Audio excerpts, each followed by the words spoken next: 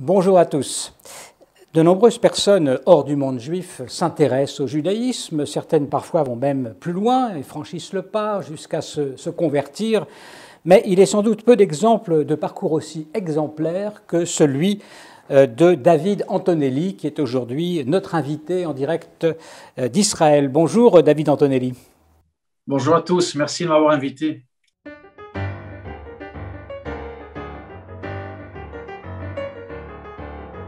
Retour d'une étincelle perdue, c'est donc le titre de votre livre témoignage qui est sous-titré De la Corse à Israël. Il raconte de manière très détaillée, très personnelle aussi, et c'est ce qui fait sa qualité, je pense, le parcours qui vous a conduit des montagnes de la Corse à la terre d'Israël.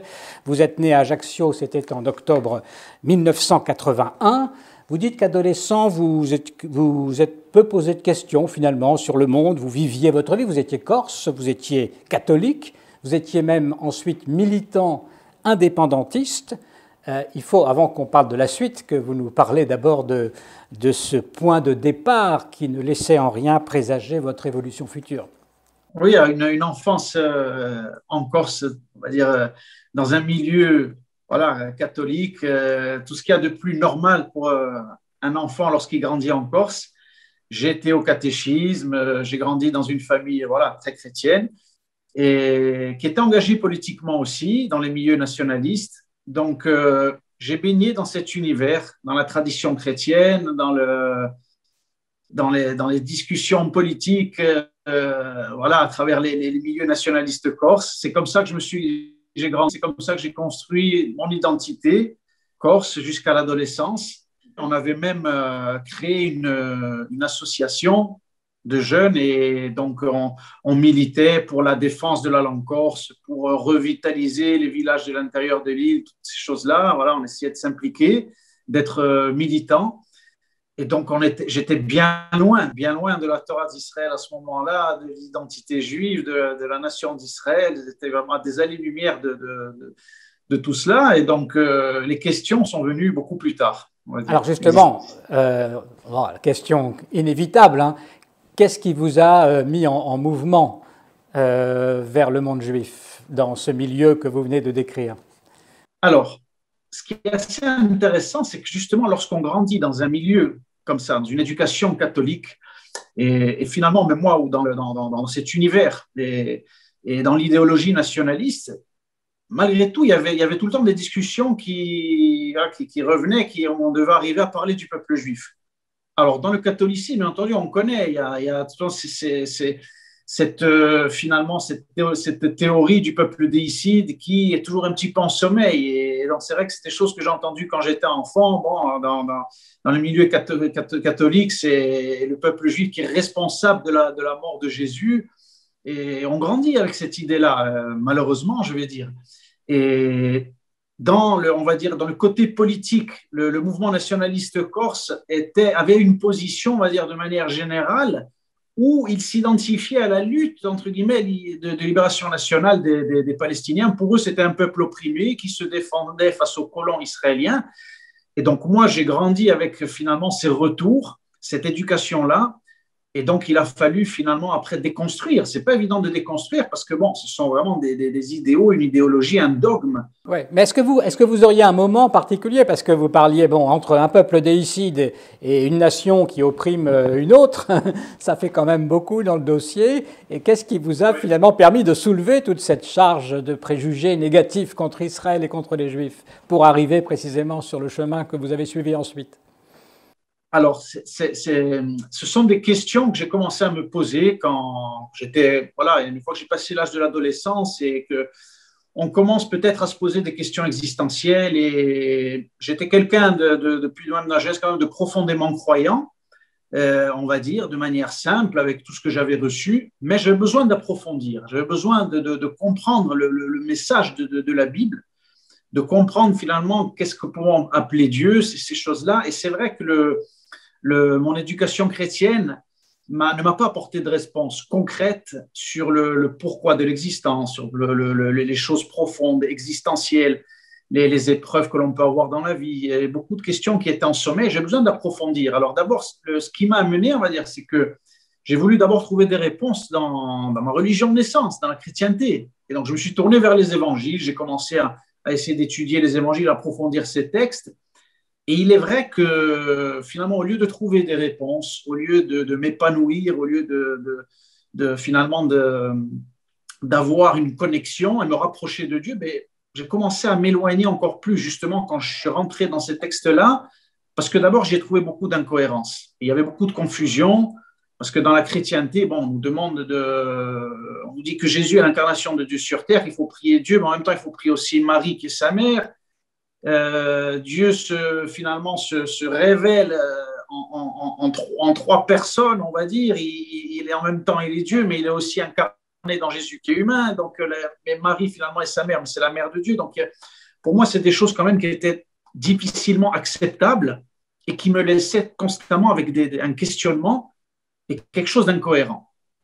Et bien entendu, les évangiles n'ont pas apporté de réponse, bien au contraire, puisque j'ai découvert aussi les évangiles apocryphes qui donnaient un autre regard et une autre approche du personnage de Jésus en lui-même, et déjà, il y avait une déconstruction de finalement, cette divinisation du personnage qu'a fait l'Église catholique. Et donc après, j'ai continué à approfondir. Et là, je me suis intéressé à ce que les chrétiens appellent l'Ancien Testament. Parce que pour moi, l'Ancien Testament, lorsque j'étais au catéchisme, j'ai grandi, c'était quelque chose de très voilé. C'est-à-dire qu'il faut savoir, quand on est enfant, quand on grandit dans une éducation chrétienne, l'Ancien Testament, c'est la chrétienté aussi. Tous ces personnages, on ne va jamais venir nous dire, mais ils appartiennent au peuple juif. Adam, Chava, Avraham, Yitzhak, Yaakov, ce sont l'héritage du peuple d'Israël. Non, c'est la Bible chrétienne. Alors, quand j'ai essayé finalement de m'intéresser à cet Ancien Testament et à ce Nouveau Testament, il y avait les deux qui étaient là devant moi, eh bien là, avec beaucoup de travail, j'ai trouvé beaucoup d'incohérences, notamment entre les deux tomes finalement, entre le Nouveau et l'Ancien, avec des erreurs historiques, des erreurs de lieu, de nom. Et là, ça commençait quand même à m'intéresser, parce que après une question que tout le monde peut se poser, si on dit que Dieu a révélé ce message, l'erreur ne peut pas venir de Dieu, elle peut venir que de l'homme. Comment se fait-il que s'il aurait donné le premier tome aux Juifs, le deuxième aux chrétiens, il y a tant d'erreurs, tant d'incohérences sur les lieux, comme Yaakov, nous on le sait dans la Torah, est descendu avec 70 personnes en Égypte pendant l'exil, tandis que dans la chrétienté, dans les évangiles canoniques, on dit qu'il est descendu avec 75 personnes. Donc ça fait quand même une erreur de 5 personnes qui est quand même importante. Ou à Chevron, par exemple, sur le caveau des patriarches, ou dans les évangiles, ce n'est pas à Chevron que tous nos pères sont enterrés, nos Imaot, mais c'est à Shrem. Donc c'est quand même des erreurs importantes. Et ça ne peut pas venir de Dieu, ces erreurs-là. Alors ça, on va dire, c'est quelques exemples que je donne dans ce que... Et tout ça, c'est effectivement pour nous dire que c'est vous-même qui vous êtes mis en mouvement par votre propre réflexion, on va dire, par votre naissance aux questions. Et en vous écoutant, on a l'impression que vous avez reparcouru le chemin d'Abraham, finalement, qui a essayé de penser des systèmes et qui finalement en est arrivé au Dieu d'Israël. Est-ce que ce Lech Lecha, est-ce que c'est ça qui vous a aussi, qui vous paraît être analogue, toute chose égale par ailleurs, avec cette démarche? Tout à fait, absolument, absolument. Et d'ailleurs, j'en parle beaucoup dans mon livre de ce fameux Lech Lecha qui est révélé à Abraham de manière prophétique. Et c'est un mouvement vraiment de tchouva. Le Lech Lecha, je crois vraiment que, à mon humble niveau, je l'ai vraiment ressenti à l'intérieur de moi, cet appel finalement d'essayer de trouver mon identité, d'aller vers moi-même. J'ai vraiment entendu ce souffle intérieur. Et c'est ce qui m'a porté, c'est ce qui m'a guidé, c'est ce qui m'a donné l'envie d'approfondir et de retrouver mon identité. C'est vraiment une force. C'est vrai qu'on dit qu'Abraham, un petit peu le premier converti, celui qui était de l'autre côté de la rive, qui a tout déconstruit justement, toute l'idolâtrie, et puis qu'après qui a écouté la parole d'Hachem, et qui finalement a fini d'entendre cette révélation. Va vers toi-même, va vers la terre que je t'indiquerai, et à travers toi, par ton biais, tu vas devenir une grande nation. Eh bien, à mon humble niveau, c'est vrai qu'on dit que la Torah est intemporelle et ce n'est pas l'histoire de nos ancêtres les Hébreux. J'ai entendu cette voix aussi après, avec l'aide d'Hachem, avec toutes ces recherches, avec finalement tout ce que j'ai pu découvrir. Eh bien, moi aussi, grâce à Dieu, j'ai réussi à retrouver ma source, j'ai réussi à retrouver mon identité et j'ai foncé. Voilà, vous aviez le sentiment qu'une âme juive était en vous. C'est ce que vous écrivez, d'où le titre d'ailleurs, Retour d'une étincelle perdue. Qu'est-ce qu'on disait à ce moment-là autour de vous, quand vous étiez encore en France, en Corse? Qu'est-ce qu'on disait à ce moment-là de cette démarche-là? De quel œil on vous regardait? Alors, c'est très surprenant parce que faut savoir que c'est un processus qui ne se fait pas voilà, rapidement, ça prend quand même du temps. Et je suis passé par une phase justement où je n'avais pas encore, je n'avais pas pris la décision de me convertir, mais je sortais quand même dans la rue parce que j'avais pris les rênes de l'association Corse Israël et je voulais défendre Israël sur les réseaux sociaux, etc. Et je m'étais déjà intéressé à la Torah et j'avais compris que c'était la véritable révélation de Dieu dans le monde pour Israël et pour les nations du monde. Et je sortais dans la rue avec une étoile de David. Et les gens étaient assez surpris, mais ils m'ont dit, ils pensaient que j'avais peut-être découvert quelque chose, des origines, ou ils m'ont dit, mais tu es juif et tout. Ben, je dis non. Et je disais non, par contre, voilà, je me suis intéressé à la Torah d'Israël, à la Bible, et je sais pour moi maintenant que c'est la vérité, c'est la véritable révélation de Dieu sur terre, pour nous aussi les non-juifs. Et je leur expliquais, il y a les 7 lois de Noah, c'est ce que la Torah demande pour les non-juifs, etc. Donc, j'étais au début, entre guillemets, je suis passé par la phase Ben Noah. Mais c'est là que c'est intéressant de voir qui est finalement un non-juif et qui a besoin de recevoir quelque chose de plus important, les 613 mitzvot, et de voir se connecter à son peuple, à la terre d'Israël. Et c'est là que moi, après, j'ai senti véritablement que cette identité et ce rôle de Bnei Noach n'était pas suffisant et que mon âme avait besoin de beaucoup plus. J'ai besoin de franchir le pas, de revenir au peuple d'Israël, de revenir sur ma terre et de pratiquer par le biais de la nation d'Israël et de la Torah et les mitzvot. Alors, évidemment, il y a un moment très important, David Antonelli, c'est votre premier voyage en Israël. Il se trouve que vous faisiez du Krav Maga déjà en Corse et que vous êtes allé dans un stage en Israël. C'est le Krav Maga qui vous a ouvert les portes, en quelque sorte, du pays. Est-ce que vous pouvez nous raconter cette expérience sans doute aussi très marquante, enfin comme une étape sur votre chemin? Oui, tout à fait. Eh bien, par notamment ce biais-là aussi, le Krav Maga, j'ai eu la chance voilà, de tomber sur des gens en Corse qui pratiquaient cette discipline qui est d'origine israélienne.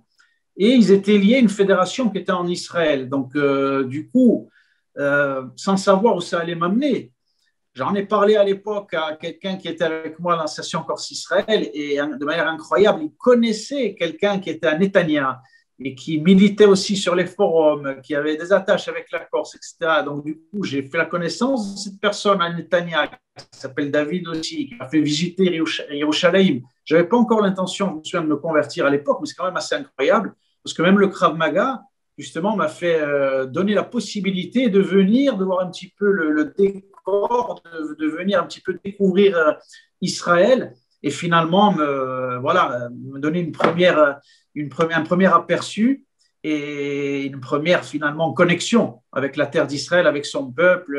Voilà. Vous racontez longuement donc ce qui s'est passé après, vos études en yeshiva, puis votre processus de conversion. On est obligé de passer un peu vite sur toutes ces étapes qui sont relatées dans le livre.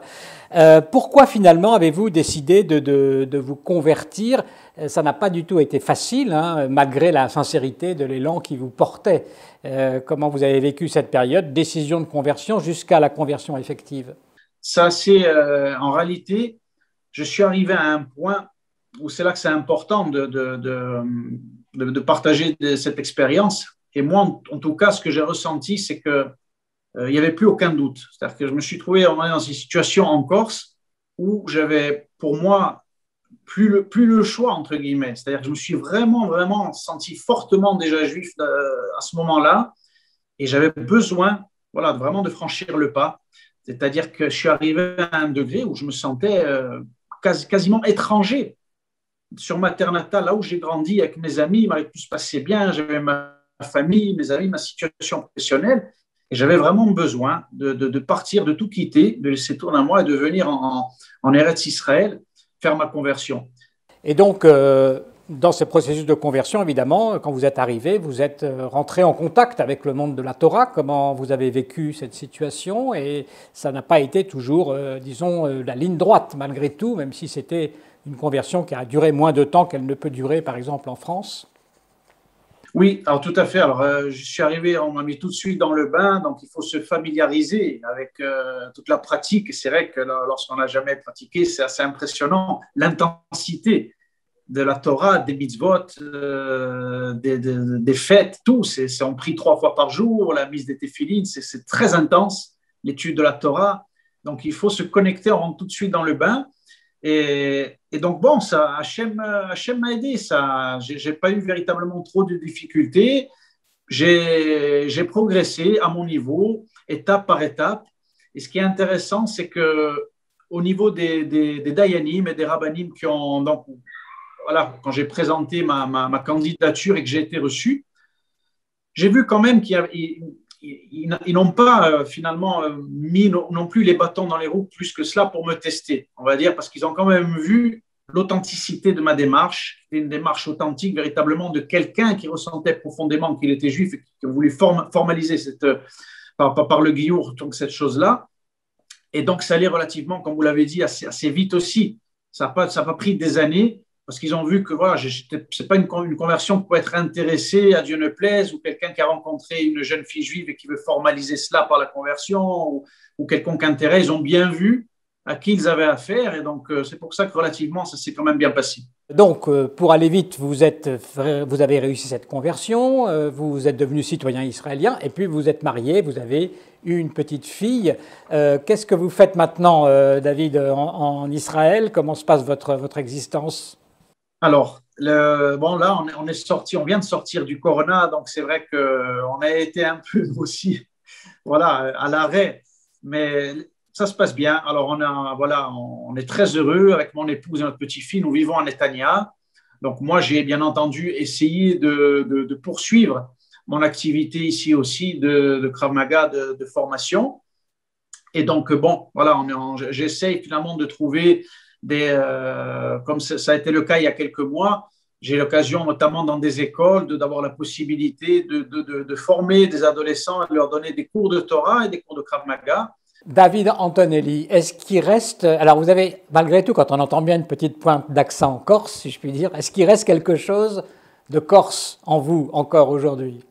Comme j'explique tout le temps, la Corse, ma famille, mes amis, il y a des valeurs qui sont importantes en Corse, des valeurs qui vont permettre à un homme de se construire et de manière, on va dire, extrêmement positive, comme la parole donnée, l'hospitalité, l'entraide, ces choses-là. Donc, ces valeurs-là importantes m'ont construit, ont fait de moi un homme qui essaye, voilà, toujours d'être droit, d'être honnête avec mes proches. Et c'est vrai que ces valeurs-là, finalement, aujourd'hui, eh bien, elles sont introduites dans le peuple d'Israël. Elles y sont, bien entendu, elles ont été données aussi dans la Torah, bien entendu, au peuple d'Israël. Ce sont des midotes importantes. Mais il est vrai que j'ai gardé ce bagage-là, ce qui est positif, bien évidemment. Aujourd'hui, ça m'a accompagné et ça fait partie de mon identité juive aujourd'hui et que je continue, bien entendu, à travers mon peuple. Est-ce que vous vous dites que ce livre s'adresse aux non-juifs et évidemment aux juifs? Au premier, vous voulez montrer finalement qu'il est tout à fait possible de suivre un chemin comme le vôtre si on le souhaite. Et aux juifs de naissance, on va dire, c'est ce que vous dites dans l'introduction, vous dites que c'est l'objectif de ce livre de les sensibiliser à l'infinie richesse de la Torah, à l'importance de s'établir en Israël. Finalement, vous avez envie de dire quelque chose de spécifique aux Juifs qui n'ont pas fait précisément par définition ce mouvement que vous avez fait, parce que vous voyez quelque chose qu'eux ne voient pas toujours. C'est ça aussi qui fait peut-être l'apport de votre démarche.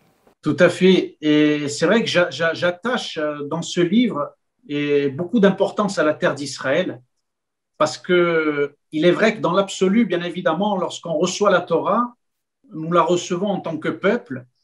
Et bien entendu, si on parle de peuple, bien entendu, il y a un espace pour vivre cette révélation divine, c'est la terre d'Israël, bien évidemment. Et c'est vrai que j'insiste, bien entendu, sur cette notion-là, parce qu'il est important de ne pas l'amputer, parce que c'est fondamental. Et il ne faut jamais oublier que l'exil, finalement, doit être temporaire, c'est une étape, mais dès qu'il y a la possibilité, bien entendu, de revenir et de rejoindre la collectivité et la nation d'Israël, eh bien, on doit le faire, puisque c'est comme ça qu'Akadosh Baruch Hu, c'est comme ça que l'Éternel nous a donné la Torah, parce qu'il veut révéler ses valeurs à travers le peuple d'Israël sur la terre d'Israël. Et comme ça a été justement révélé à Abraham, il fallait que je trouve une solution pour faire un guiour en Eretz Israël, pour tout de suite revenir me connecter à mon peuple, à ma terre, et par ce biais-là, pratiquer la Torah et les mitzvot.